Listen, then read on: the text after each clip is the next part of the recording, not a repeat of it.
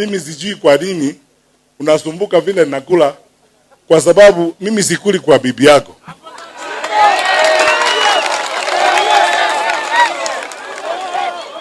Mimi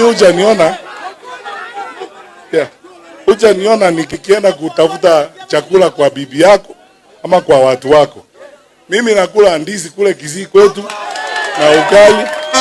Sasa kama hiyo ndio inakusumbua, mbona mimi sijakuja kukuuliza wewe mbona umekonda? Tuna heshima kubwa kwa uongozi wa nchi hii, na ile standard imewekwa na wale wameenda mbele. Mzee Moi mwenyewe, Mzee Mwai Kibaki, Uhuru Kenyatta. Hiyo ndio standard tunataka kwa hiyo ofisi ya rais. Lakini sasa unataka kuibua mjadala kuhusu kukula, ili tuanze sasa Kenya kusema ni nani amekula mashamba Narok. Unataka tuzungumzie kukula kweli? Tumbo lisilo shiba inajulikana Kenya hii. Sasa unataka tuende kwa huyo mjadala badala ya kuzungumzia shida ya Wakenya.